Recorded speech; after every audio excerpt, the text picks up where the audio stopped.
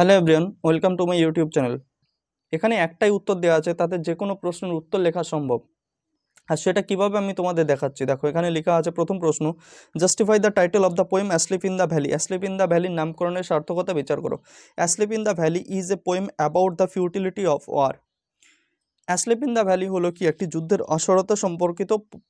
রিম্বার্ড suggest here the tragedy of war, মানে Rimbaud এখানে যুদ্ধের যে ট্র্যাজেডি অফ ওয়ার মানে যুদ্ধের যে নির্মমতা তা সম্পর্কে তুলে ধরেছেন।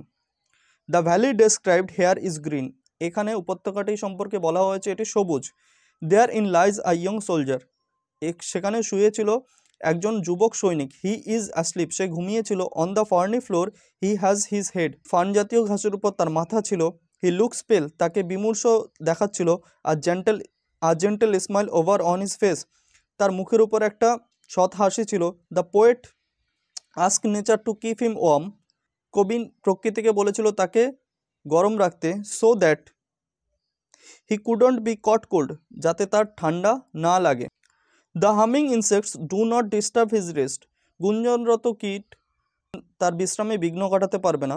বাট উই আর মিস্টেকেন, কিন্তু এখানে আমরা একটি ভুল করি। টু রেড হোলস, দুটি লাল গর্ত, আর ফাউন্ড ইন হিজ সাইড, তার পাশে দেখা যায়। হি ইজ অ্যাকচুয়ালি ডেড, সে হলো মৃত। ইট কন্টেন্স অ্যান আইরনি, এতে একটি বিড়ম্বনা আছে। Haynes the title is appropriate,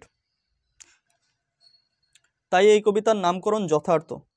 next, তারপরে প্রশ্ন দেখো, এখানে বলা আছে আ সোলজার, একজন সৈনিক, dot dot dot open mouthed, মানে শুয়ে আছে খোলা মুখে। Who is the soldier referred to here, এখানে কোন সৈনিকের কথা বলা হয়েছে।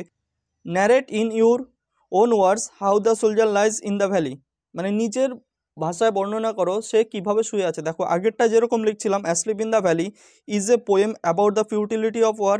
রিম্বটস সাজেস্টেড থেকে শুরু করে, রিম্বট থেকে শুরু করে ডট ডট দিয়ে একদম টু রেড হোলসের আগে পর্যন্ত লিখে নেবো। দ্য ট্যুর, এখানে দেখো তারপরে আছে two red holes are found in his side, he is actually dead, এই পর্যন্তই লিখে দিলে উত্তরটা শেষ।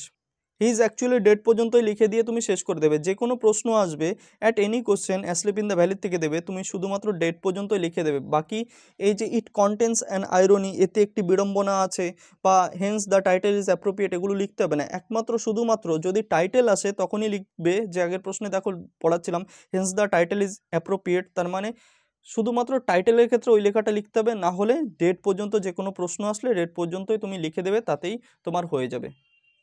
ভালোভাবে পরীক্ষা দিও, আশা করি তোমাদের পরীক্ষা ভালো হবে।